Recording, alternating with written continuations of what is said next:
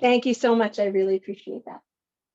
So welcome everybody to the CEC 31 business and calendar meeting scheduled for May. We're so happy that you could join us tonight. If it would, Teresa Cirilli would be so kind just to put up our meeting norms for everybody so that everybody understands the process of our meeting. Good evening to Dr. Wilson.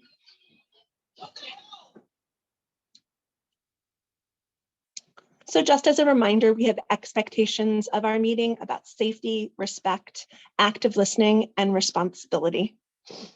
We ask everyone to remember that we're creating a space that must feel safe for our members, our community, and our guests. Everyone is welcome, and we value each individual and their opportunity to be here. We're creating a space of mutual respect. We respect and hear all opinions, and in turn ask the same from the community. Each person is entitled to their opinions, and we were all free to respectfully disagree. We are here creating space to hear information, issues, and concerns, and we ask that you are mindful in this space by holding interruptions and keeping crosstalk to a minimum. We're creating a shared space here. We all have a stake in maintaining it. Our members and our community must partner together to maintain these meeting norms in order to have effective and meaningful exchange. Our chat feature will be enabled and disabled throughout our meeting. And when disabled, it's allowed the members in the community to successfully engage in active listening. There will be an opportunity to sign up to speak when registering at our meeting, and again during the meeting from 7 to 7:15. The sign up usually closes at that time, and no additional speakers can be added as we're being mindful and respectful of the time people have dedicated in order to participate here. Our goal is always to glean as much feedback from the community as possible, and we ask when public speaking or commenting in the chat, be concise, be respectful, and no personal agendas. At the end of our meeting, each registered speaker will be allotted actually not 2, but 3 minutes for public comment. Anyone who is unable to comply with our codes of conduct will be removed from the meeting by our parliamentarian. Should you have any questions during this meeting at all on any topic, please refer to us at www.cec@schools.nyc.gov. Each council member here has been assigned a liaison school, and that contact information is always found on our website at www.cec31.org. There will also be a community feedback survey at the conclusion of our meeting in an effort to provide additional opportunities for community building and outreach. Thank you so much. I'd like to do a roll call. Unfortunately, I don't believe Venus is here yet. I'm just double checking. Yep, she's on. Oh, great. Hi, Venus. Thank you so much, Teresa. Venus, would you mind doing a call to order and roll call for us at 6:39 p.m.?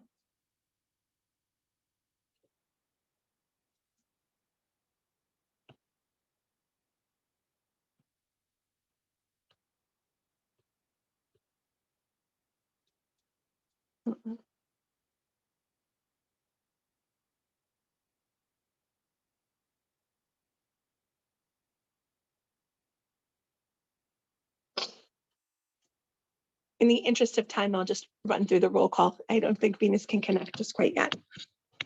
Lucia Curatolo Boylan, present. Teresa Cirilli. Present. Jimmy Desiderato.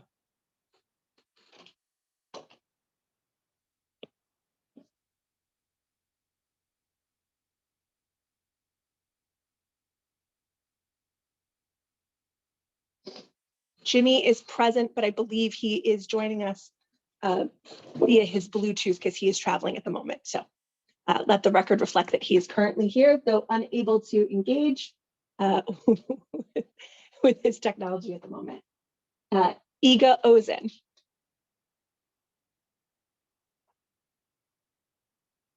Oh, Iga just fell off, so we'll come back to him after. Daniela Caputo. Present. Karen Esposito. Present. We're going to try Venus Tseng. Let the record also reflect that Iga has listed in the chat that he is present.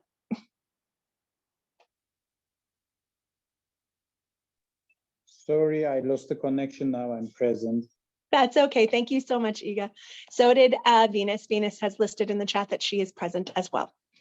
I'd also like to reflect that Frank Marino has requested an excuse from this evening's meeting, as has Roxanne Mustafa. Okay. So the next order on our agenda is to approve our business meeting minutes from April. Teresa, would you mind very much so just sharing that on the screen for everybody? As a reminder to all of our participating audience members today, these meeting minutes were circulated with our meeting notice, and all of our council members have had previous access to these minutes to review prior to this evening's meeting. If any council members have any questions or would like to make any edits to the meeting minutes, please just let us know by raising your hand or indicating so in the chat.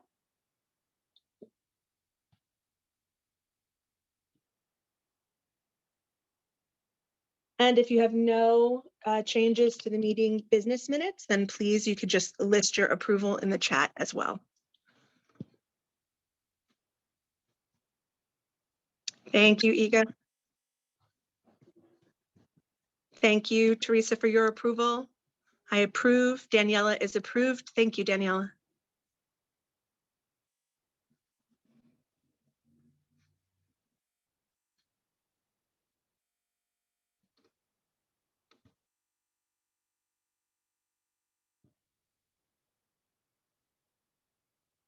Any other approvals from our council members?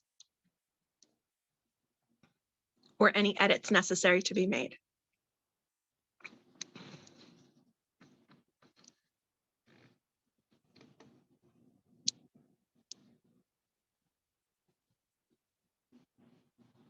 Venus is approved. Thank you, Jimmy. Jimmy's in the chat. He is both here listed as present and approved in the meeting minutes. Thank you so much. That concludes our approval for our business meeting minutes, and we can move on to the next item on our agenda, which is our president's report. During our business meeting, mostly the president's report is concise to council member related business. And so I just want to let everybody know, as a further update to the October 24th, 2022 message regarding CEC meetings, the local, state, and emergency declared by the mayor to address the COVID-19 pandemic has been extended through May 22nd, 2023. I want to let everyone know that Leah Stumpf is our newly hired administrative assistant for CEC 31. She has accepted her position, and we eagerly await to find out her official start date.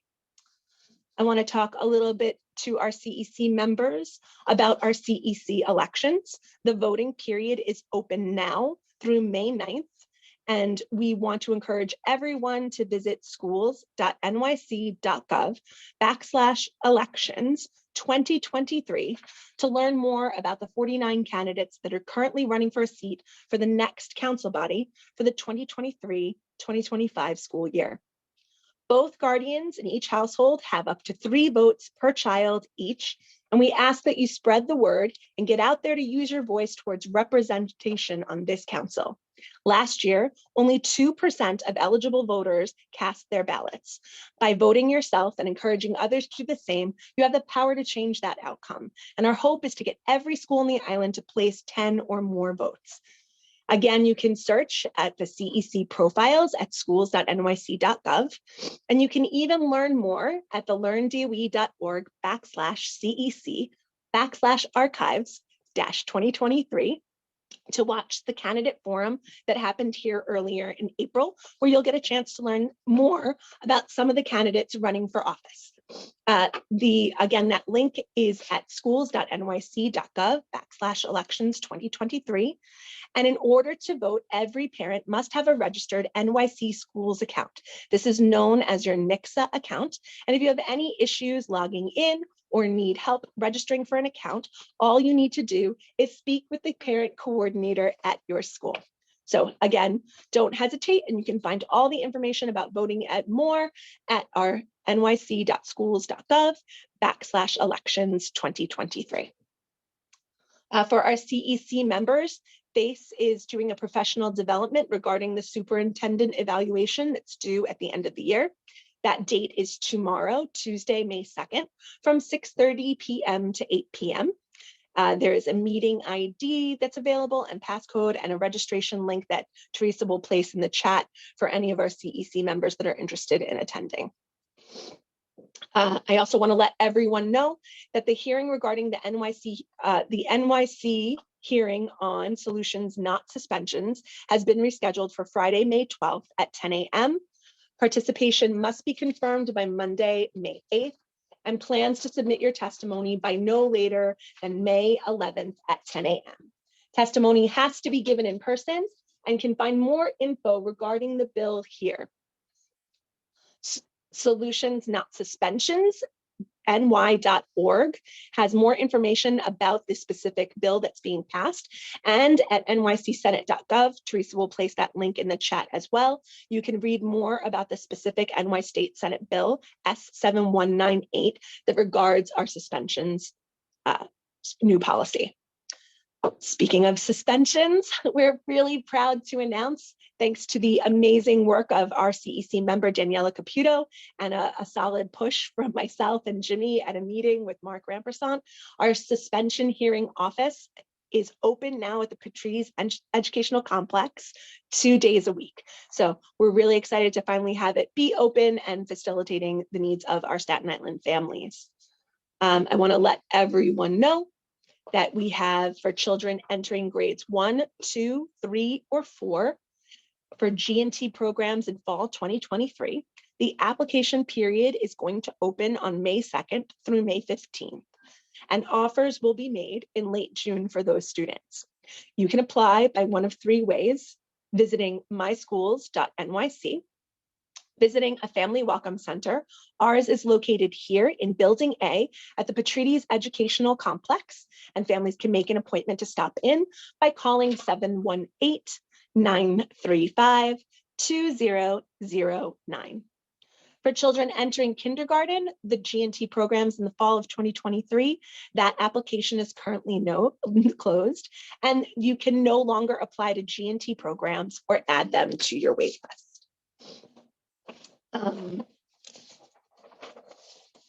I wanted to let everybody know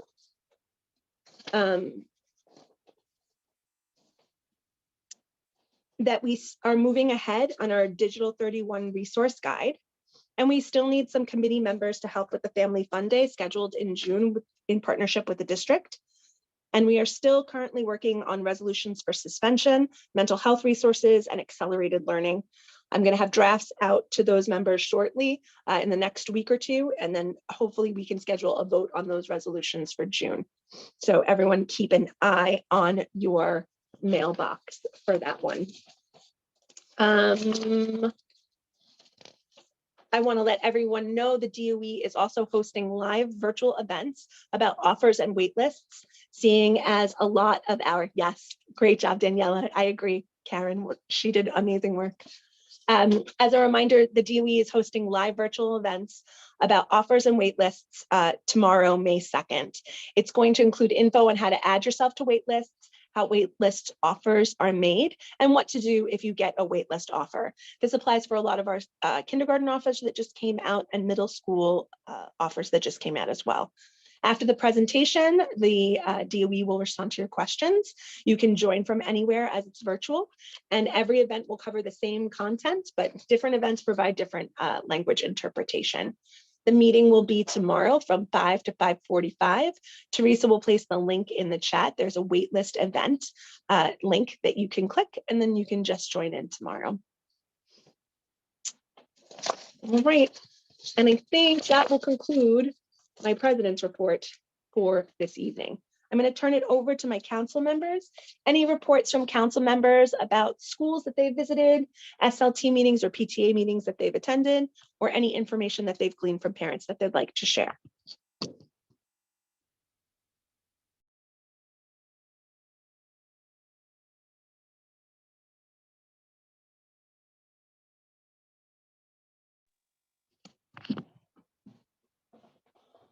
Okay, if that's all set, then I'd like to move on to our council member vacancy resolution and discussion.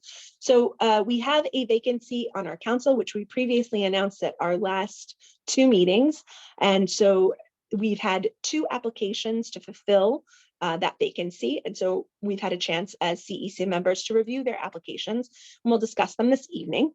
If you wouldn't mind, Teresa, could you just put up their applications again for council members to review quickly? And Teresa, thank you again for all your help. Everybody, if I could give her a round of applause, I would, because I can't do it without her. So our first applicant here is Nicole Atenese. Council members again have had the chance to review this application previously.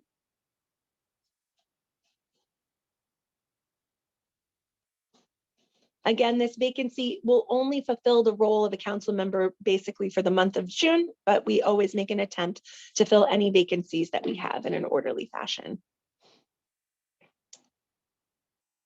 Thank you so much, Teresa. Would you mind sharing Karen's as well? Jennifer's, excuse me, Jennifer Morero's, I apologize.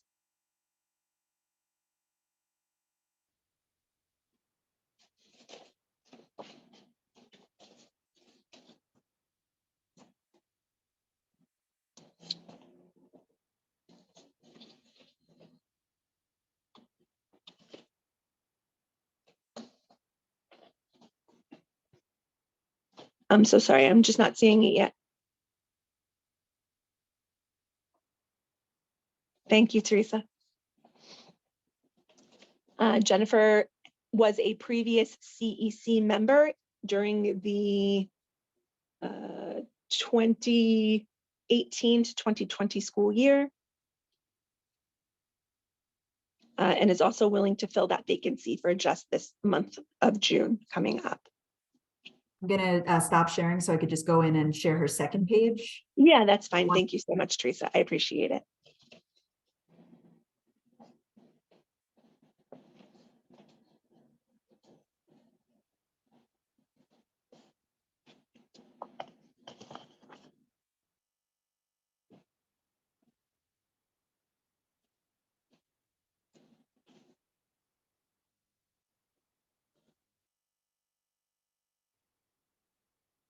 Now, council members, I'd like to just open the floor so that we can have a little discussion about the 2 members. If there's any questions anybody has or any points of interest that anybody would like to make regarding the 2 applicants, now would be the time to do so. We will take it to a vote in our calendar meeting on which candidate to approve to join us for the month of June. And so I leave it to you guys. Anybody have any comments that they'd like to make regarding the applications?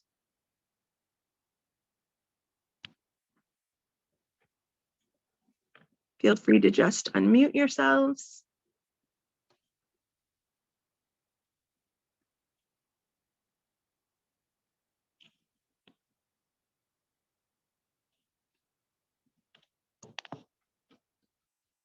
I would like to tell everybody, just in the interest of expediency, as Jennifer was already a previous member to the CEC, it may be easier to get her vetted and cleared through FACE in order to have her participation happen in a timely fashion just for June. I know it seems, partially, I guess it seems silly to, put a vacancy through for 1 month, but I feel like it helps, ensure that we are filling vacancies and doing our duty as council members to ensure that that seat gets filled before the term closes. Anyone else have any feelings on either candidate that they'd like to share?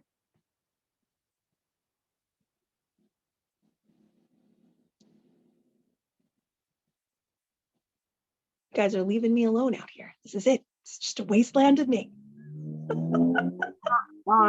Hello. Hi. I'm sorry, let me put my camera on. Hi, so is it, when you're saying I'm sorry, that's a little baby. When you fill in these vacancies, is this part of the bylaws, like to just fill it as it becomes vacant, or are you just doing it?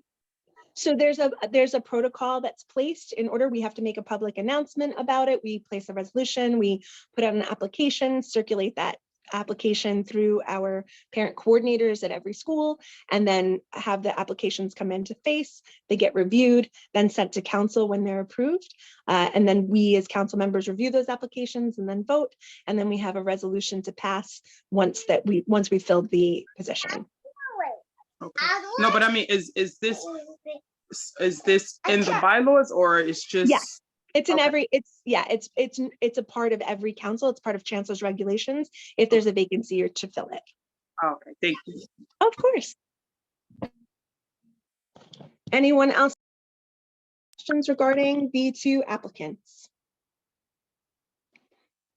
If not, then I'll move right to the resolution that we have to review prior to our vote on that resolution in our calendar meeting. Teresa, if you would be so kind just to share the resolution.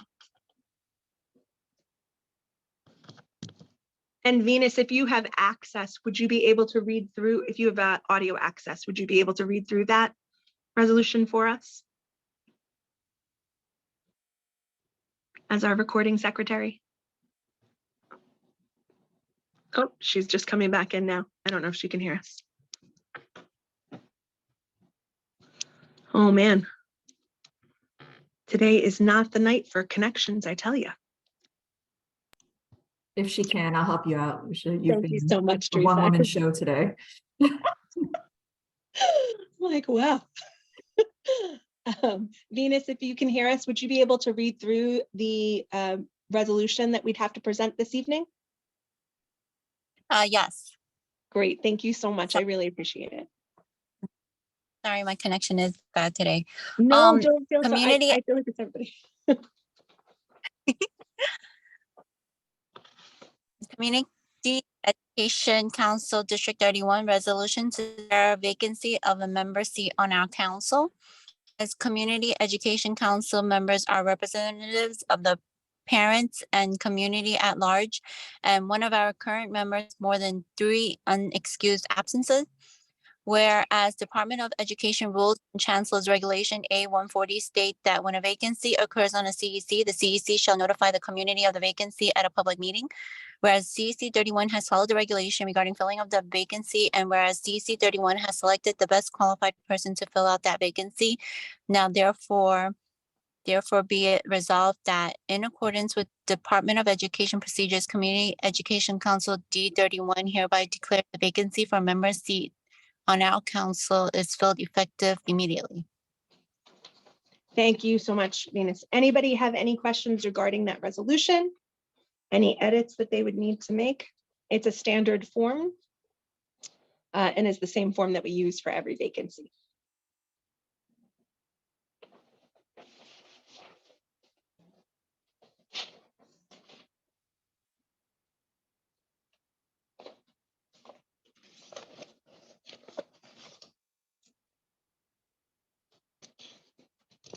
Okay. If there's no council members with any questions or comments regarding that resolution, then we'll represent it again at our calendar meeting and take a vote at that time. All right, I'm going to move on to the next part of our agenda, which is any new business. Anybody have anything they're dying to share or anything they'd like to put on the table? Please feel free to do so now. I have a question. Sure. So right now what you're doing, because I got an invitation to attend the meeting, which is good because I'm learning. Great. So when you say new business, you're referring to the officers, right? Yeah, council members with new business. Okay. Yes. Thank you.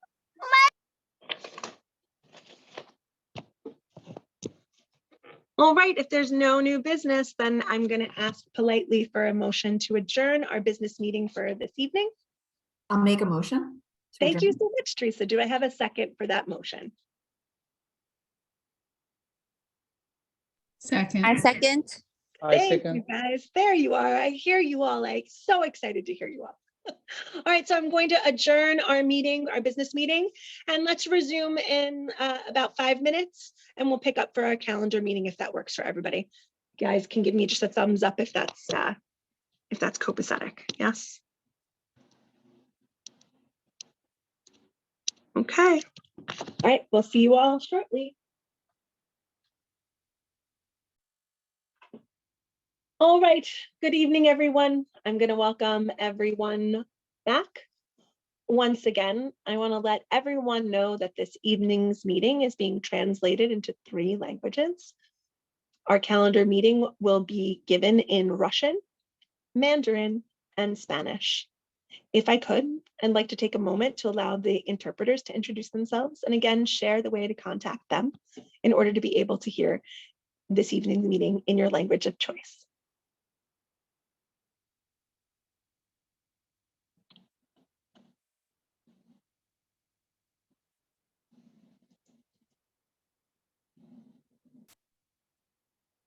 This message will be in Russian.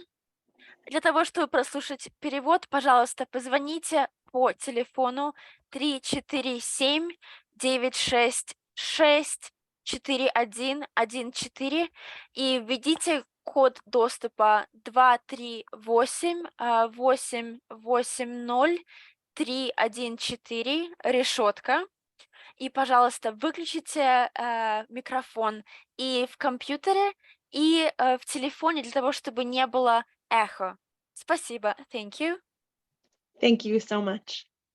The following announcement will be in Mandarin. 大家晚上好，需要说中文的家长请拨打电话3479664114，输入会议 ID 276301840井号键。再说一次，晚上要说中文的家长请拨打电话3479664114，输入会议 ID 276301840井号键。当你拨通电话之后，请记得要关闭和静音你在电脑上的手机和电脑上的声音和话筒，然后要记得关闭在手机上的话筒，这样可以把背景噪音降到最小。Thank you, and now you may proceed.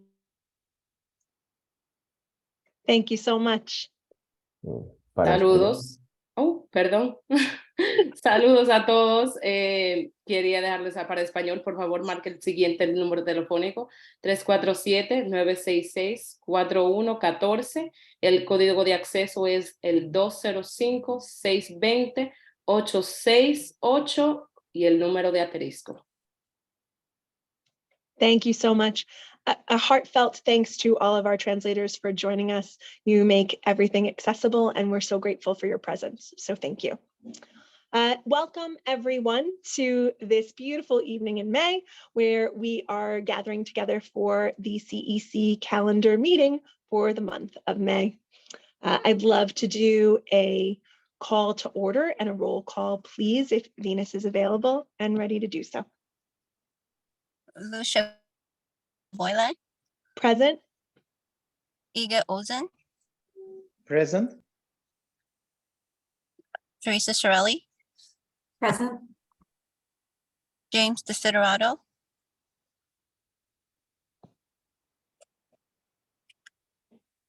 He may still be traveling, Venus. I'm sorry. He's here, but he's having trouble with his audio. okay, Karen Esposito, Present. Daniela Caputo. Present. Thank you, Jimmy. Thank- Roxanne and Frank are excused. They will vote we'll vote on their excused absences next month, but they have notified me that they are unable to join us this evening. And Venus Zizang. Present. Thank you so much. All right, so I'd like to move to look at our meeting minutes for April for our calendar meeting. Again, I want to let our audience members know that our meeting minutes have been circulated prior to this meeting. Council members have had the chance to review. If any council members have any edits or would like to make any corrections, please feel free to unmute or just raise your hand and we can make those now.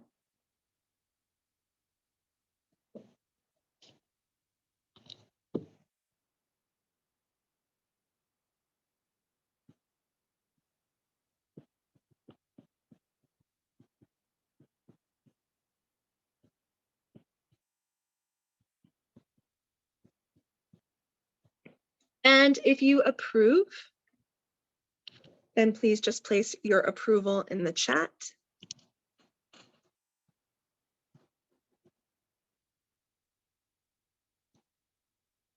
Thank you, Iga. Thank you, Karen. Thank you, Teresa. Thank you, Venus. Thank you, Daniela. And thank you, Jimmy, for your approval. Okay, our meeting minutes for April are approved. And we can move on to our next order of business, which is our CEC member vacancy Lucia, vote. quick question. I Sure. think we skipped Sarah in the roll call. Oh, And is she to make here? I'm sure- so Yep, sorry. she is here. So I Sarah just wanted to Bloss make is sure it was all present. consistent. Sarah, Yes. we love you. I'm Sorry, so Sarah. sorry, Sarah. I'm so sorry. It's okay. It's okay. I'm We're here. so Meeting minutes approved. good. Thank you so much, Sarah. Okay, I'd like to move now to our council member vacancy. Again, as a refresher for anyone that wasn't able to join us for our business meeting, we have 2 applications to review for our CEC vacancy left by Chantel Cabrera when she moved to join the panel for education policy. And those two applications for the vacancy are one from Jennifer Marrero, a previous CEC member, and a new applicant, Nicole Etnies. Council members have had the chance to review both applications. Teresa is sharing those applications again.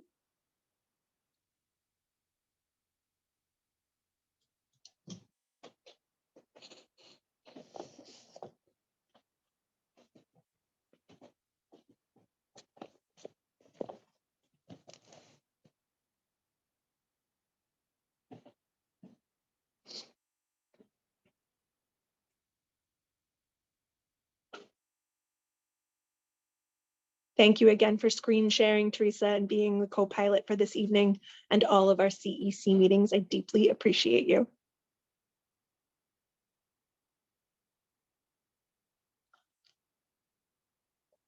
So I would love to ask for a motion from one of my CEC members to call for a vote to fill our vacancy. I'd like to set a motion on the floor to fill the vacancy. Thank you so much, Sarah. And do I have a second for that vacancy vote? I second it. Thank you, Iga. Okay, so Venus, if you could do a roll call and council members can just let us know which candidate they prefer.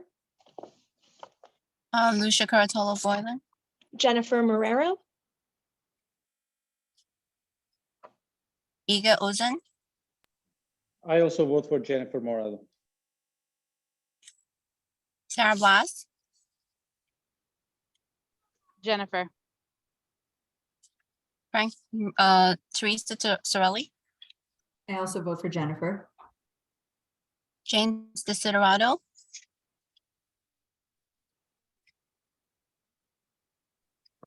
I vote for Jennifer. Karen Esposito. I vote for Jennifer. Daniela Caputo. I vote for Jennifer.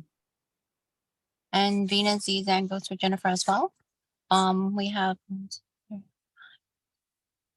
8 votes for Jennifer. and 0 on Nicole Attanese. Okay, so then we have officially voted. Jennifer Marrero will join us for our June meeting and fill our member vacancy. Thank you so much, council members. I really appreciate it. We'll notify Jennifer and she'll be looped in on our email notifications starting tomorrow. With that ended, I now need a motion on the floor to approve our resolution to fill the vacancy. So Teresa, if you wouldn't mind sharing that resolution one more time. And Venus, I'm going to ask you to read it again. I'm sorry.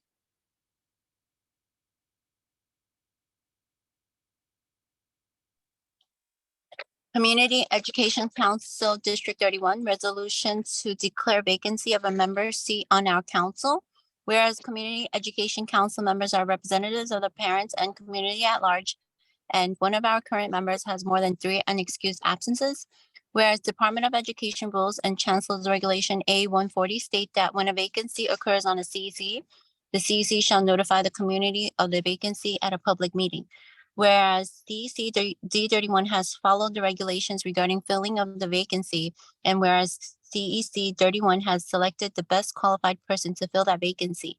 Now, therefore, be it resolved that in accordance with Department of Education procedures, Community Education Council D31 hereby declares the vacancy for a member seat on our council is filled effective immediately. Thank you so much. Daniela, you have your hand raised. Go right ahead. Yes, just a question. Sure. I see that it says has 3 unexcused absences. Didn't she resign? No, yes, she resigned. It's not I guess we could edit it out for that, but this is just the standard resolution that we use. So that's why it's in as that. We could put it in as her resignation.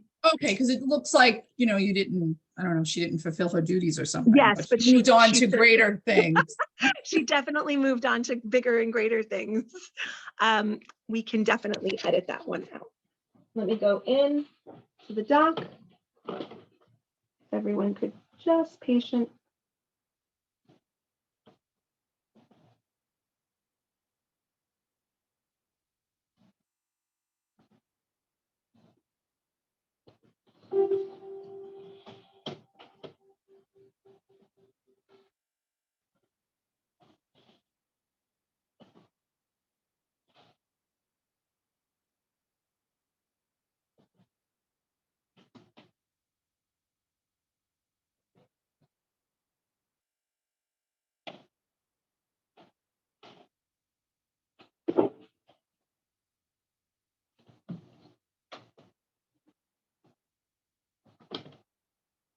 Okay, edited to read now. Community Education Council members are representative of the parents and community at large, and one of our current members has resigned. Thank you, Daniela. All right, any other questions regarding the resolution, either from council members or from our body of audience members?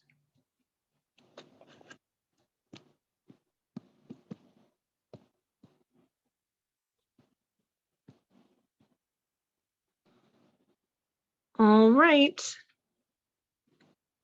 I don't see any hands raised. So if that's the case, then I'd like to ask for a motion on the floor to vote on our vacancy resolution. Sarah Bloss, I'd love to put a motion on the floor to fill the vacancy. Thank you so much, Sarah. Do I have a second for that motion, please? I second that motion. Thank you, Venus. Okay, Venus, I'd love to do then a roll call vote, please, on our vacancy resolution. Lucia Curatolo Boylan, I vote yes as amended.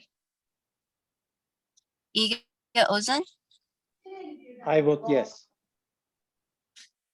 Sarah Blas, I vote yes. Teresa Sorelli, Yes, as amended. James Desiderato, I vote yes as amended. Karen Esposito,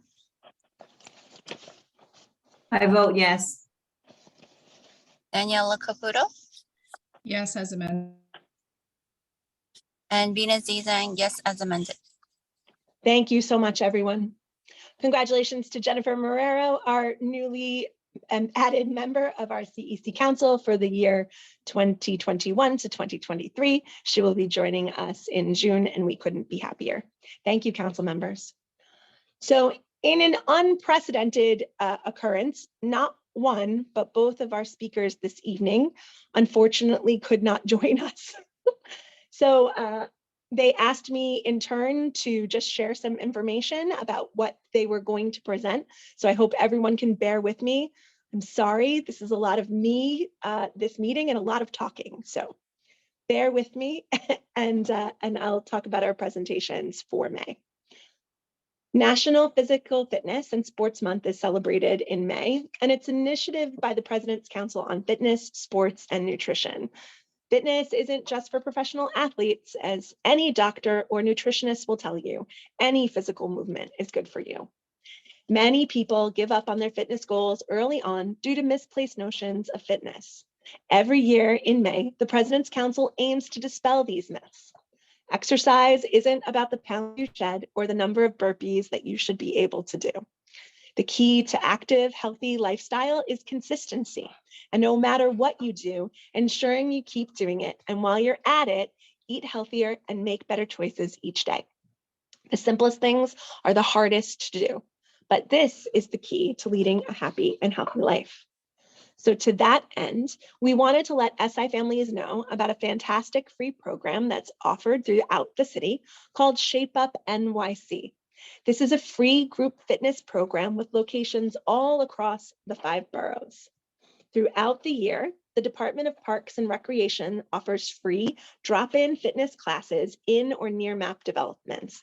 And these classes don't require any advanced registration or fee, and they're conveniently located near residents to engage with each other and enjoy low barrier fitness activities. This free program through, again, Shape Up NYC. You don't need to be a member of a recreation center, though we have several of them here on Staten Island that offer affordable healthcare for families for as low as $50 for the whole year. So you can check into those sites as well. In order to attend a class, you must bring a lock and a government-issued ID for classes held at those recreation centers. They offer classes like aerobics, boot camp, Zumba, chair yoga, and so much more. So we want to encourage everyone to get out there for Physical Fitness Month and engage in these free, wonderful activities that the city provides at no cost to you. You can find out more information about these programs by visiting www.nyc.parks.org/events/shape-up-NYC/P131. Teresa will place that information in the chat for anyone that's interested in learning more about Shape Up NYC and learning more about the recreational centers that are here on Staten Island for people to join and unlock the pathway to their physical fitness. This month, we also celebrate the enduring heritage of Jewish Americans whose values, culture, and contributions have shaped our character as a nation. For generations, the story of Jewish people, one of resilience, faith, and hope in the face of adversity, prejudice, and persecution, has been woven into the fabric of our nation's story. It's driven us forward in our ongoing march for justice, equality, and freedom as we recommit to upholding the principles of our nation's founding and realizing the promise of America for all Americans.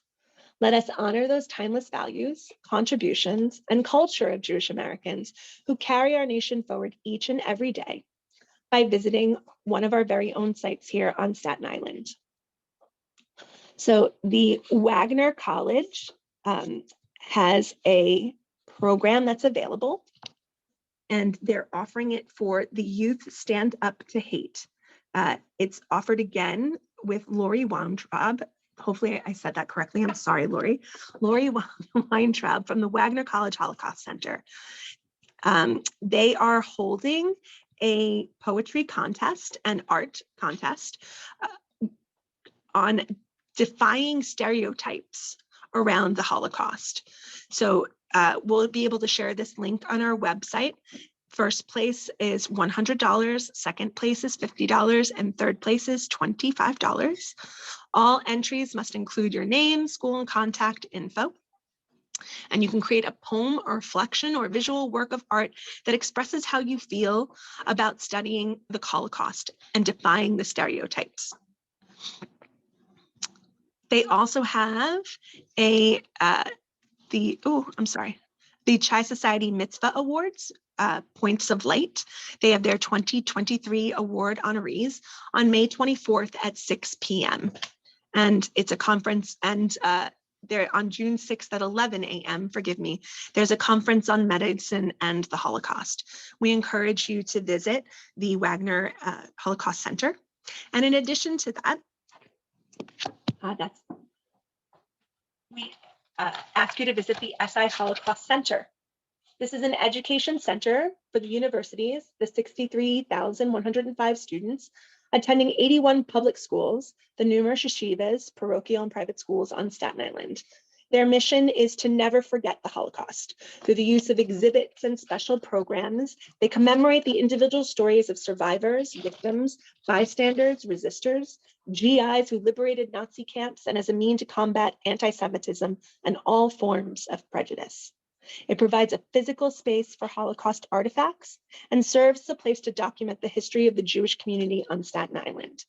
They want to inspire future generations to build a world based on mutual respect. You can also join them for their upcoming event on Thursday, May 11th from 7 to 9 p.m. at the Joan and Alan Bernacow, Jewish Community Center for their musical performance entitled Music of Hope, Joy, and Inspiration. This will be performed by schools and students from around Staten Island and will include an exhibition provided by the Staten Island Jewish Historical Society. For anyone that's interested in that event, you can reserve tickets by visiting Eventbrite or contacting the Staten Island Holocaust Center for further information. Oh, Christine Chavez is letting us know Dr. Paulton attended this Holocaust Remembrance Day. Yes, I did see that. Thank you so much. What an inspiration, yes. You can visit again that Eventbrite. Teresa will put the link in the chat. And to learn more about the Staten Island Holocaust Center, she'll place that link in the chat as well. You can visit www.sihcnyc.org. And that concludes the presentations. If anyone has any questions regarding the presentation, please feel free to raise your hand or make a comment. Christine, if you'd like to talk about that experience, we would love to hear from you if you want to unmute and share with us. Hi, thank you so much, Lucia. So yes, Dr. Paulton and I had the honor of attending the Holocaust Remembrance play at the St. George Theater on April 18th. And it really was amazing because they highlighted the stories of, I believe it was 6 Holocaust survivors from Staten Island and told their stories. And it really was nice to hear, the struggles, but also hear the message that it's important to remember and also to learn from that experience and hopefully do better moving forward in the future. So it was really nice to see all the students in District 31 who were there attending the play and then also hearing what they walked away learning from that. And then we also gave out a few awards. One of the teachers from Wagner High School received an award for Educator of the Year because she's been immersed in the teaching of the history of the Holocaust for the past 15 years at Wagner High School. So it was really nice that she was honored along with many other community members. So thank you for letting me share that. Of course. Thank you so much for bringing that information to us, Christine. We really appreciate your presence. And Dr. Paulton, who's nearly joining, I'm sure Dr. Marion Wilson will introduce him formally, but thank you both for being here tonight and for attending that event. I meant to say David Posner. I'm sorry. He also attended and helped to organize for the district. So I wanted to shout out David. Thank you, David. For helping with the event. Thank you. Oh, you're very welcome, everybody. Thank you. Thank you very much. Thank you, Dr. Wilson. Anyone else with any questions or comments about Shape Up NYC or the Wagner Educational Holocaust Center or the Staten Island Holocaust Museum? Again, all of that information will be available on our website, which you can find at www.cec31.org. So please visit the site and click on if you'd like any more information. Also, don't forget to download our District 31 app. I'm sure a lot of this information will be available there as well. It's available at both your Google Play and your Apple Store as well. Okay, that will bring us to our President's report for the calendar meeting. So while I am sorry to burden you once again with listening to me ramble on, I must as your district president. So let me just talk briefly about a further update to our October 24th, 2022 message regarding CEC meetings. The local state of emergency declared by the mayor to address the COVID-19 pandemic has been extended through to May 22nd, 2023. Our next item of business would be CEC elections. The voting period is now open. It's open until May 9th, and I want to encourage absolutely everyone here to vote and spread the word to vote. You can visit schools.nyc.gov/elections 2023 to learn more about the 49 candidates running for a seat for the next council body for the 2023 to 2025 school year. In fact, you'll find some of the members that are currently here rerunning for that next council seat. Both guardians in each household will have up to 3 votes each per child. And we ask that you really get out there to use your voice towards selecting representation on this council. Last year, only 2% of eligible voters cast their ballots. By voting and encouraging others to do the same, you have the power to change that outcome. It's our hope that we can encourage every school to have 10 or more votes on the island. You can search at schools.nyc.gov, again, our CEC profiles, to learn more about the candidates, or even visit the archives at learndoe.org to hear our candidate forum that was given back in April, so that you can get to know a few of our candidates a little bit more personally. Again, every parent needs a NYCSA account. That's your NYC Schools account.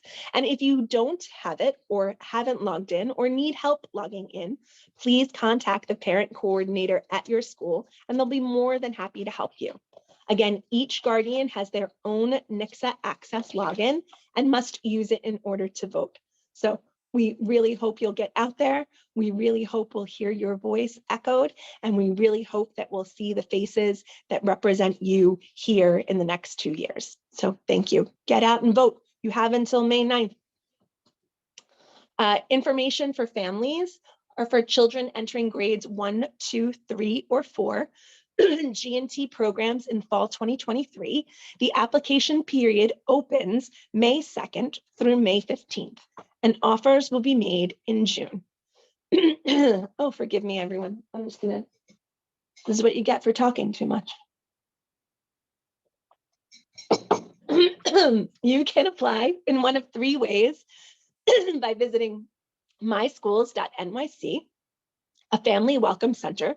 Ours is located in the Petrides Educational Complex, Building A, and you can make an appointment by calling 718-935-2009. For children entering kindergarten G&T programs for fall 2023, unfortunately, that application period is currently closed, and you can no longer apply to programs or add your child to the G&T waitlists. As a reminder for everyone, DOE is hosting a live virtual event about offers and waitlists tomorrow, May 2nd, from 5 to 5:45 p.m. It'll include info on how to add yourself to waitlists, how waitlist offers are made, and what to do if you get a waitlist offer. After the presentation, they'll respond to your questions. You can join it from anywhere as it's virtual, and every event will cover the same content, but different language interpretation services will be available at each one. You can click the link that Teresa will place in the chat on the waitlist event 2023 in order to join. Previously, a couple months ago, we had the other CEC join us. This is the Civic Engagement Commission for NYC. They want to let us know that the participatory budgeting vote period begins May 10th through to June 25th. They want to save the date of May 10th. The People's Money, NYC's first ever citywide participatory budgeting process run by the CEC, Civic Engagement Commission, gives all New Yorkers age 11 and up, regardless of immigration status, the opportunity to decide how to spend $5 million of mayoral expense funding on progress in their community. So you can find out more about how to be part of the People's Money by visiting their website. Teresa will place that again in the chat for anyone that's interested, and we'll have that available on our website. Don't lose your opportunity to use your voice on how the money gets spent here on Staten Island. Our Staten Island Federation of PTAs invites you to the annual scholarship luncheon being held Tuesday, June 6th at 10 a.m. at the Hilton Garden Inn. Please RSVP on or before May 2nd. No money will be accepted at the door, and unfortunately, no children will be permitted. The cost per person is $65, and checks can be payable to the SI Federation of PTAs. You can mail this RSVP and check into Pam Cupo at 15 Wheeling Avenue, Staten Island, New York, 10309. For the first time in 3 years, our students will shine on the historical stage of the St. George Theater on May 5th from 6 p.m. to 8 p.m. Likewise, District 31 students' artwork, over 200 pieces, will again grace the galleries at Snug Harbor from May 10th to June 6th. The opening reception for the students' visual arts exhibition will be on May 10th from 5 to 7:30 p.m. They would love for you to join for this joyous celebration of our Staten Island Public School students and the school's creative achievements. If you would like tickets to the May 5th Performing Art Nights at the St. George Theater, email Frank Aiello at FAIELLO3@schools.nyc.gov. And again, Teresa will place that information in the chat. If you would like tickets to the May 10th gallery reception, you can also sign up there. And they're putting out a call for any volunteers that would be available May 5th from 10 a.m. to 3 p.m. at the St. George Theater. If you're able to volunteer, just let them know by directing your response to, again, Frank Aiello, FAIELLO3@schools.nyc.gov. Last Wednesday, Mayor Adams released the city's executive budget, which included $50 million, $50 million to the school cafeteria enhancement experience to modernize almost 90 school cafeterias citywide. The city's investment would bring the total to 1/2 of the cafeterias serving middle and high school students completed or funded. Last Thursday, Governor Hochul announced a commitment of $134 million in the upcoming state budget to expand access to free school meals for low-income populations. Very grateful to the governor and the legislation for this step. The state Senate and Assembly championed healthy school meals for all NY kids as budget priorities and included $280 million in their one House budget bill to fully fund the program for all students. Really important, today is the very last day to register for Summer Rising, the DOE's comprehensive summer learning program. You can learn more by visiting Summer Rising grades K through 8 at nyc.gov. And again, Teresa will place that link in the chat for more info and to complete your application. And that will bring me to the end of my president's report. And so then I'd like to turn it over to the superintendent, because I'm sure you're all tired of hearing me talk. So No, we love hearing you speak. Oh, no. And you took some of my announcements. Jessica, she stole some of our, no, I'm just kidding. Okay. Okay. Good evening, everyone. Greetings. Happy May. Happy May. So yes, I do have a few announcements, but before I get started, I have a special person I want to introduce. After a long, rigorous process, we had 2 amazing finalists that my hiring committee, consisting of 6 of my best principals, helped me to come up with using a rubric, the finalists for a deputy superintendent. We are so honored to have Dr. Roderick Paulton join our team. He comes with a lot of experience from the K through 12 District 75 arena, has done a lot of work around social emotional learning. And he's just been an asset to the team. It's been 2 weeks already. He kind of came in on roller skates and he's still smiling. He came back again today. So we're so excited. So Dr. Paulton, I would love to officially introduce you to our CEC, our community, the members of our CEC panel, and just a few moments to greet everyone, sir. Hey, good evening, everyone. I am so excited to be part of D31. I have to tell you, I hit the ground running. And she said roller skates, but I think I have like a rocket pack on my back because I think I've been to at least 10 schools over the past, this is my 11th day. And I felt like I've been here for like a whole month. I've loved every school that I've visited. They each are so unique in their own way. just really special places. The school leaders have been super welcoming. You know, it's just amazing to be here, and it felt right from the beginning. So I appreciate Dr. Wilson so much for giving me this opportunity. I love working with our office staff over there. Amazing people. And I look forward to seeing how we could take D31 to the next level. It's just a really good things happening on Staten Island that I would not have known driving through Staten Island to Brooklyn, but I'm so happy to be on the island. Someone should have warned me about the turkeys. They held me hostage this morning outside of a school. I had to wait for them to walk down the block, but just beautiful to see them as well, to be honest. So yes, So I it's look forward to great. meeting all of you in person. I know we're in this platform right now. So if you're in the building, be sure to stop in if I'm around. I'd love to meet you and talk to you in person. Yeah, so thank you so much. Thank you so much for welcoming me. Oh, you're quite welcome. Glad to have you. So if you've been checking social media, if you're not, today is National Principal Appreciation Month. So I just want to send a shout out to the amazing, best and brightest principals in New York City. And I can confidently say that. I'm sorry, other boroughs, if you're representing this evening, but Staten Island is a special place. And we have 74, yes, I said 74 amazing principals. They dedicate their lives tirelessly. While I try not to, we can call them 7 days a week. They're there for the kids. So if we could just show some Zoom love with some hearts or some applause for our amazing D31 principals. I don't know if I have any principals on the call, but we appreciate you. Any principals on the call, Roderick or Christine? I don't think so. But thank you so much for that.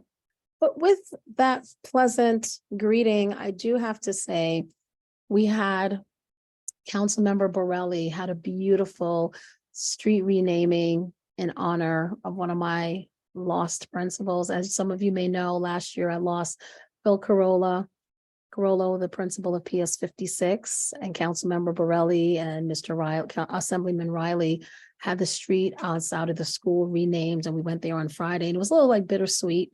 It was just before the principal's 51st anniversary of his birthday, would have been Saturday. But his legacy will live on. So if you ever see the hashtag Live Like Phil, that's what we're doing. I see Stacy smiling. She had her t-shirt on Friday to commemorate, and we're always going to think about him and his school community and how much he loved his school, the district, and his colleagues. So that was beautiful. May is also National Mental Health Awareness Month. And this is something that I'm so excited Dr. Paulton is going to help us with. You know, we talk a lot about SEL for children, but it's also about social emotional learning for adults as well. If we're not well as adults, it's going to be hard for us to help children. And I think there's a hashtag that's going around, it's okay not to be okay. So there comes times where we have to just recognize our emotions, and we have to think about how we're feeling and how we deal with those feelings, how we accept others, how well do we know our own triggers so that we don't portray that onto others. So stay tuned for more information about that. I know Jessica and Stacy and Lou were planning some workshops for parents, but stay tuned for some of that work we're doing. Those of you with children in our school system, please go into your schools and ask for either the meditation room, the mindfulness room. What social emotional learning program are schools using to support children? It's very important that at this young age, we implore upon them, teaching them how to get along with others, how to respect others. We have a serious problem of bullying. I saw 2 articles in the Advance yesterday that just hurt my heart. It really hurt my heart thinking about, I think the initiative is Danny's Law, and the mom was really pushing for that. So that's something that we're going to have our young people who are attending model Congress, similar to the one that is held in the fall at Yale. Some of our young people from our various high schools are going on Friday to Kingsborough to participate in helping students understanding about civic mindfulness, civic engagement, and how their voices are so important to us. But that bullying issue, too many times I'm going places and I'm hearing parents speak about it and not sure what to do to support. And I'm sure I'll get the support of the council on this because I know this is something important to them as well. It's not okay to make fun of people. It's not okay to say mean things that hurt someone's feelings. So our school leaders are trying so hard more than ever to infuse social emotional learning into day-to-day practice. Some other announcement, Jessica is going to share her screen and share the NYPD is having a kids festival. I know it's during the day and it's during a school day, but I really think their schools are going to work it out and try to see if they can bring their children out, maybe get buses. So if you're in that area, we would love to have you. Thank you, Jess. So they're going to have food and live music. Thank you, Christine, for sharing the picture with us from Friday. So it's from 9 to 1 on, what is it, Monday? I think it is May 15th. Is that the date? No, May 19th? I'm sorry, it's May 19th from 9 to 1. Thank you so much, Jess. So we're going to put that in the chat for you. So you have that. As you've heard about the great activity. So when the team was at the St. George Theater, I had a superintendent's meeting at the Brooklyn Children's Museum. I'm not sure how many people have had a chance to ever visit. I was a principal practically around the corner in Crown Heights and never knew such an incredible place existed. And I met with the mom of Ari. If you're ever traveling on the Brooklyn Bridge from the FDR Highway, there is either a walkway or it's a entryway that was dedicated to her son. And just the story of Jewish heritage, I came back so excited to share with Stacy and the team. And we're planning on having a team meeting there. And it's all about inclusivity. I think when people hear about culturally responsive, they leave it to the dichotomy of just Black and white. And there's so many things that make us culturally diverse. So thinking about students with disabilities, thinking about language, thinking about culture and ethnicity. So I was super excited to be in that space. I came back and I was like just bubbling over. And I said, I want to bring the team there for them to experience the Jewish Museum. It's right on the corner of, I believe it's Kingston and Eastern Parkway. So I'm just sharing with all of you. If you have an opportunity, please go check it out. And Stacy, we're planning something there early June, I believe, right? That's taking place. So I'm excited about that. Also, Christine and I met with someone from the Italian American Consulate General. So stay tuned for the partnership. We're trying to start our own curriculum for Italian American heritage, and we're kicking it off with the partnership with PS 36, IS7, and Tottenville. This is something that started pre-pandemic, and I'm excited we're bringing it back. And really looking at the art and music and language, clothing and dance, and maybe even set up some kind of exchange program with Italy. So stay tuned for that as well. Christine, any announcements else? Oh, I see a face before Christine speaks. So we have a beloved principal that took some leave and now she officially retired today. And I can say honestly, 7 years ago when I met her, she's probably one of the reasons why I came to work in Staten Island. And that's Miss Laura Kump. She was the dedicated principal of PS 26. And I consider her like a dear friend. Her birthday was last week too. So she's living her best life, everyone. But it was such a difficult decision for her because I know how much she loved her school. But today marks her official retirement day from her school. And you can never replace someone who's larger than life that does so much for her community. I remember when I met her 7 years ago and I conducted her school quality review. She probably is going to kill me for telling the story. She broke her toe at the end of day one. And she was getting ready to run the New York City Marathon because she was a marathon runner. And she wanted to continue. So let's talk about perseverance. Let's talk about grit, where she wanted to continue the review for her school community. And she told me not to reschedule it. And she was hopping around with a broken toe. And I said, I'll come back another day. And she said, nope, let's finish it. So that's the kind of person that she is. And my leadership style, when a principal is retiring, I like for the predecessor, the successor to really get to know so the legacy continues, they can exchange and have conversations. And while there is no replacement for Laura, I'm so proud that today I spent a good chunk of my day visiting the interim acting principal, who I'm so honored to introduce to you now. She is larger than life.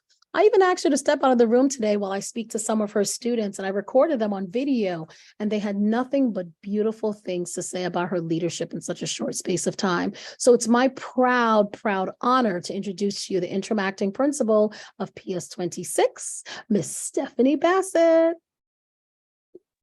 Thank Do you you, wanna say Dr. anything? Wilson. Thank you, everyone, for having me. I'm honored to be part of this meeting tonight.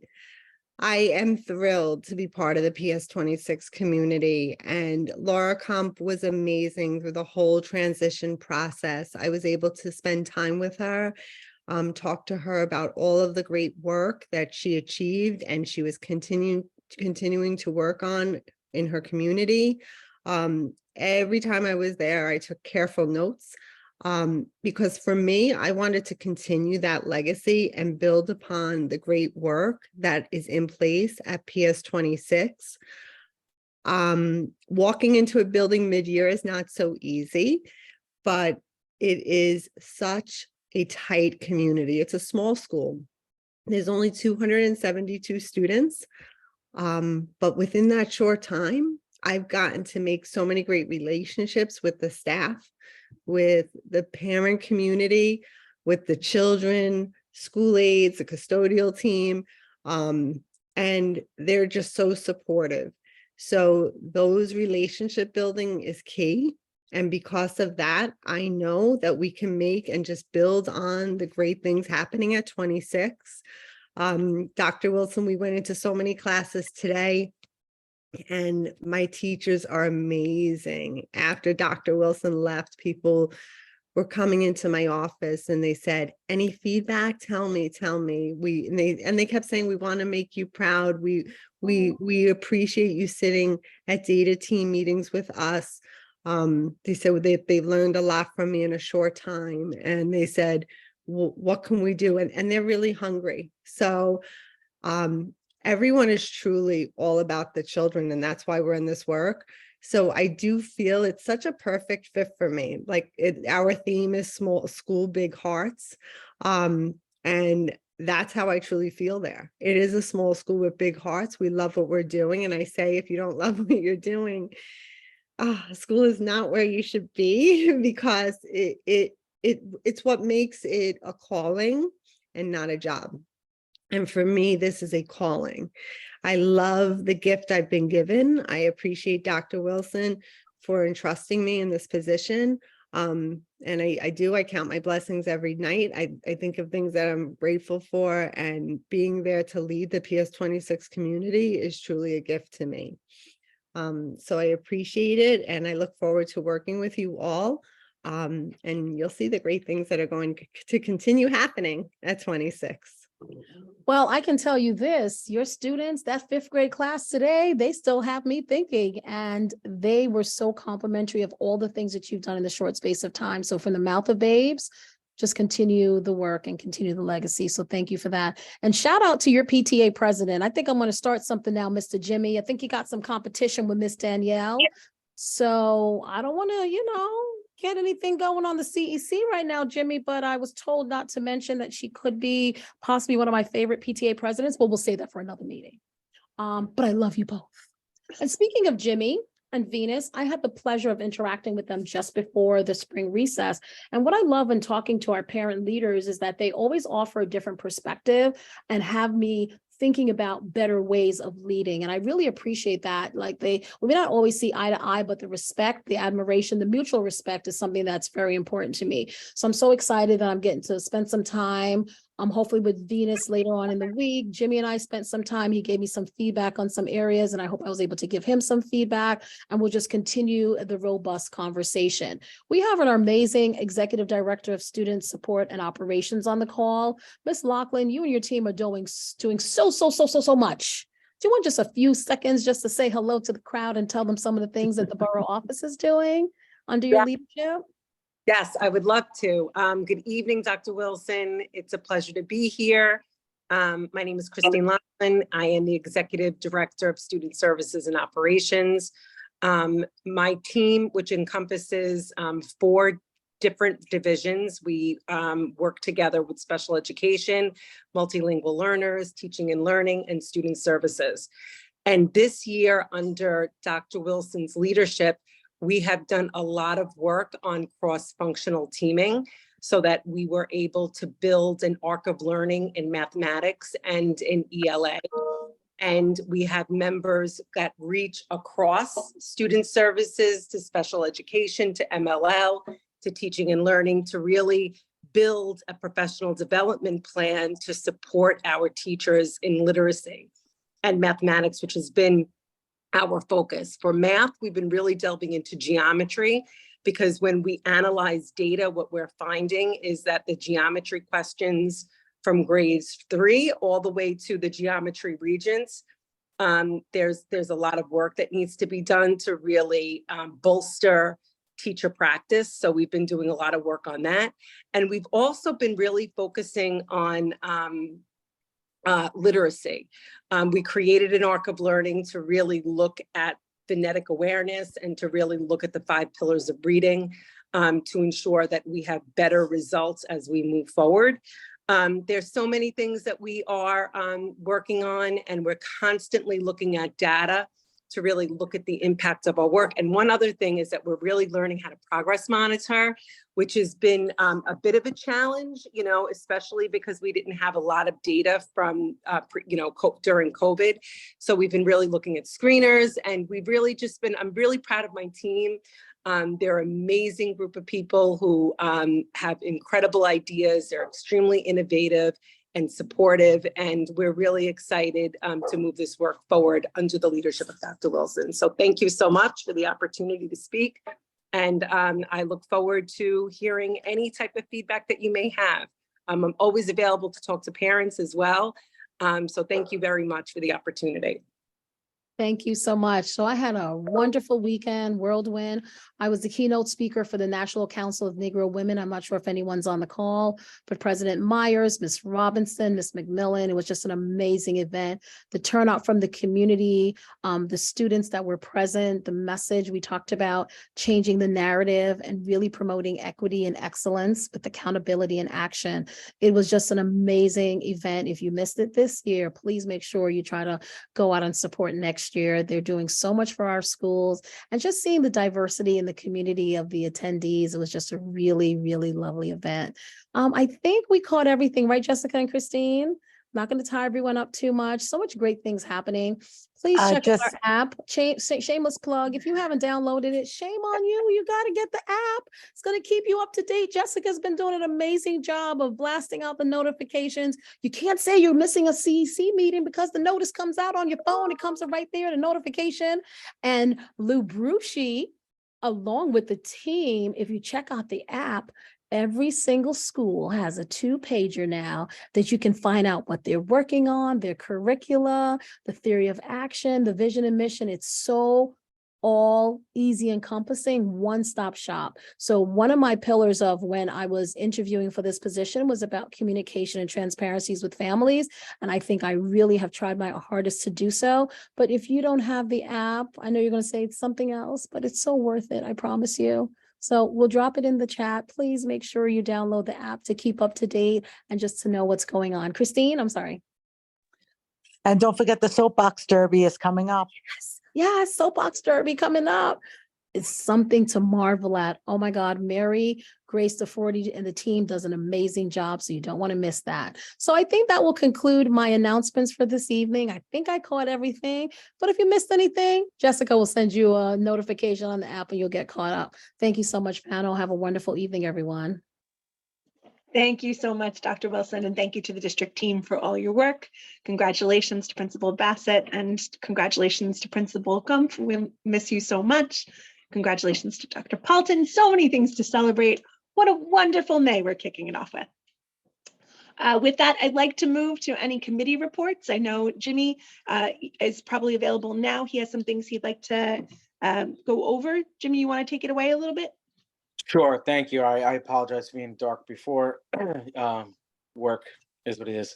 So I wanted to bring a couple of things that I wanted to mention. One, and I mentioned this before, was the safety transfers. It's one of the things that we spoke about when I spoke about with Dr. Wilson, and I just wanted to expand on it as I went to my school and I followed up some more about the safety transfers.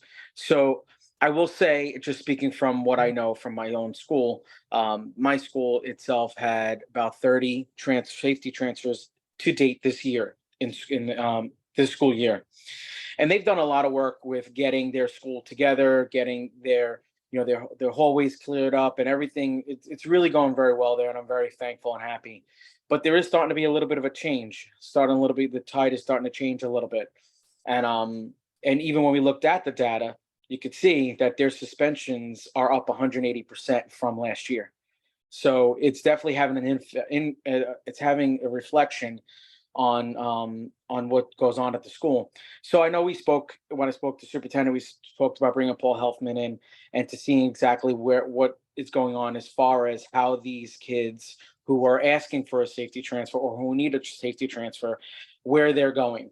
So if you have kids that are from 51, 61, 49 in those schools, they're going to go to a North Shore school, which is going to be 72, which is where which is where I'm at, the 72. So unfortunately, they don't get divvied out throughout the system, throughout the district. So in other words, your 34s, your 7s, your 74, 75s, like they're not getting the North Shore kids rotated through. And it seems like one school's getting overwhelmed. And it's starting to change, and I'm talking to a lot of the teachers and faculty there. They're starting to see it, starting to feel it. So I think it's in our best interest for our kids, for the council to get together and maybe have a special council meeting with the people in play to find out exactly. I mean, from what I know and from what I understand, the parent can dictate where the kid goes. So I don't know if that's the way to go or how do we get more involved with that, but I'd like to advise this council for us to really get into the crux of how that's being done. I know we're in May. I know it does, to me it doesn't really matter. I mean, it's still, it's still a problem. So and then if you want to have a brief discussion about that, and then I can go on to something else, or you just let me know how you want to handle that. I just want to add one little piece, Jimmy, to that. Not a disclaimer. I don't know if the parent has a say necessarily, but if the child has an IEP, it really depends on the school that has the program that would match the mandates or what the child needs. So sometimes it's kind of like out of their hands. If a child needs, say, speech or ICT or 8-to-1 or 15-to-1, so that will kind of dictate what's open, and that's what the enrollment office looks at. So there's like a formula that they use when they're deciding on some of the transfers, not all, but some. And Jimmy, there's never any time like the present to discuss issues that are, affecting our school. So May doesn't matter. If it were June, it wouldn't matter. We could still meet. Since you are our school safety chair, literally all you would have to do is just make sure to set up a meeting. We need at least 72 hours notice to put out open meeting laws to apply to open meeting laws. So just let me know if you come up with a date, you want to meet with your other committee chair people and come up with a date that works best for you guys, then we could just put it out publicly and absolutely have a meeting. That's fine. All right, I'll definitely get on that. And I just saw Ms. Chavez's comment. So yeah, I know it does go by what seats are open, but there are other seats, open throughout this. So I think we'll get into it once we. I just wanted to bring it to the attention and for the record, and then just know what the best course of action is. So I'll do that. I'll get on that, and then I'll have an update to the group. Great. One other thing, and then we'll move forward. I know that there was a very unfortunate incident on the train at Great Kills train involving our students. 13, I believe they were 13, 14, and I think one might have been 12, but don't quote me on that. And I know just from what I know in the system that there is no disciplinary action that's been set yet for the students. I understand it wasn't something that was done inside of school, and it was done, outside on a train, nowhere near a school, and I understand it. But I think it's important for the parents of the district to know I understand they're minors, so I'm not looking for like names and addresses and where these kids live. I'm not talking about that. I'm talking about, I think it's important for our kids, for our parents of our schools to know what's being done to these, or what the repercussions are, if any. I understand there is legal, repercussions, but as far as disciplinary, or are these kids allowed back into school? I mean, I understand, some of them might even be, classified as a District 75. Maybe they're not, and they're supposed to be. I don't know what the deal is there, but I feel like I feel like that's something that we should get an update on, not necessarily from the district, but as a DOE, as a whole.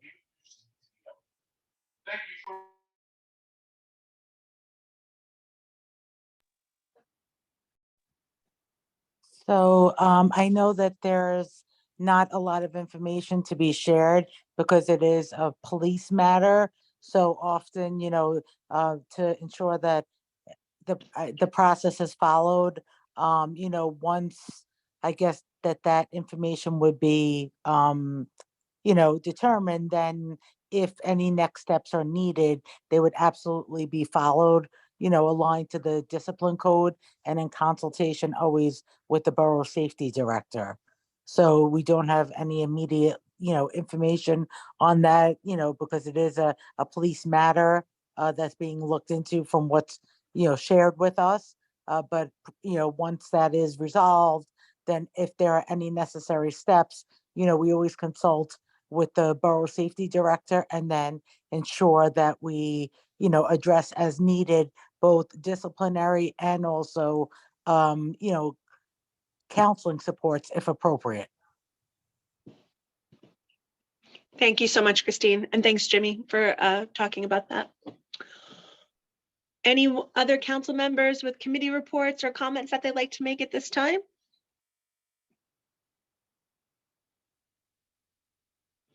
Don't all jump in at once, guys. If that's the case, then I'd just like to take a moment to thank everybody that's here from the district team. I would also like to thank Denise Pacquiao for joining us from Michael Riley's office. We have Sean Ramos here from the UFT. We have our FACE liaison, Amanda Hicks, joining us this evening. Thank you, Amanda. Jessica Rivera, our family leadership support coordinator, is here as well. Unfortunately, our PEP member for the borough president, Aaron Bogad, is unable to join us because he is actually currently at a PEP meeting. And he said if he was unable to log in both at the same time, he just wanted me to share some information about the PEP. They have recently confirmed the co-location of the Bridge Charter Preparatory School and the Patrides Educational Complex together. So that co-location will go forward starting in the 2023-2024 school year for a permanent co-location of those schools. So they join in at the Hungerford School, and that educational complex just keeps growing and growing. Hopefully the parking will grow with it. But we're excited that we are able to approve that co-location. So thank you to Aaron and the PEP for ensuring that the voices of Staten Islanders were heard and followed. I hope I didn't forget anybody. I think I got everybody. Again, thank you to our principals joining us on the call. And again, welcome to Dr. Paulton. We're so happy to have you joining the district team as well. I'm going to move to public speaking. I had 2 people sign up prior to registering for the meeting. The first person was Samantha Neblett, but I don't see her in the audience. And so the second person to sign up was the lovely Cheryl McMillan. Cheryl, if you want to unmute, you are welcome to start your public comment. Good evening, everyone. Thank you very much. The first thing I just want to say to Dr. Wilson and her amazing group of administrators and teachers, that you're doing a phenomenal job, and it shows in how we are responding to the things that you're doing in the schools. Thank you. And under all the circumstances that you're on, you're still standing strong. Thank you. We're so happy about that. And the next thing I want to bring up was the CEC elections, I just wanted to know, are there any other alternatives to vote? Because some parents are complaining that they cannot get on to NISCA. So if there is, please let us know, or who shall I call to know about that? Also, there, kudos to IS 51, where there was a parent mental health workshop hosted by the parent coordinator, Ms. Dixon, and the parents who came out, they were really asking for help. So we are so happy that the Dr. Tony Atlas Foundation and the NAACP were part of that collaboration, but they're asking for help really. So we hoping that help is going to come very soon. And that's all I have to say tonight. Thank you. Thank you so much, Cheryl. Unfortunately, the only way to vote is through that Nixa account. If the parents are having difficulty registering for it, they can again reach out to the parent coordinator at their child's school, who should be able to, within 48 hours, access that account for them. It's a lot of parents sometimes have issues because I believe they sign it up with like the email or and the address that they first signed up at the school. So sometimes that can change, and parents may not be aware that the login information is not the same. So just have them check in with their parent coordinator. And if they're having a really big problem and the parent coordinator seems unable to help them, please, by all means, have them reach out to us at cec31@schools.nyc.gov. And, we'll try to facilitate someone from FACE being able to help them with their Nixa. Okay. Thank you. Oh, of course. I did forget somebody. I just want to say welcome and thank you for attending, Melissa Paradis from Title I. We're happy to have her as well. I'm sorry I missed you in the big flip of the screen, Melissa, but it's good to see you. Do you have anything you want to talk about for Title I since you're here with us? I'm good for today. Okay, great. All right, then I believe that brings us to the end of our meeting pretty much. You will hopefully you've gleaned some important information that you can share this evening. Again, if you need anything from us, you can reach out to us on our website at www.cec31.org or email us at cec31@schools.nyc.gov, and we'll be able to help you with anything that you need. I would love for you all to join us at our next meeting, which is scheduled for June 3rd, first Monday of the month, and our final meeting for all of the CEC members that you see here. I want to once again thank all of my council members. You are all amazing, and with your support and expertise and knowledge, we are forging the way forward for what our parents need on Staten Island, and I, for one, am forever grateful to be in your presence. So thank you for all of our CEC members, and if I could ask for a motion to adjourn. I'll make a motion to adjourn. Thank you, Teresa. Could I get a second for that motion? I'll second. Thank you, Daniela. All right, everyone. That means we're all done. Please, it's May. Go enjoy yourselves. Happy Memorial Day at the end of the month, and we look forward to seeing you all in June. I thank you for your patience and with your for there being no speakers available for this evening. Unprecedented and not normal, so thank you all so much. Have a great evening, everyone, and we'll see you in June. Thank you again to our interpreters. It was wonderful, as always, to have you. Night, everybody.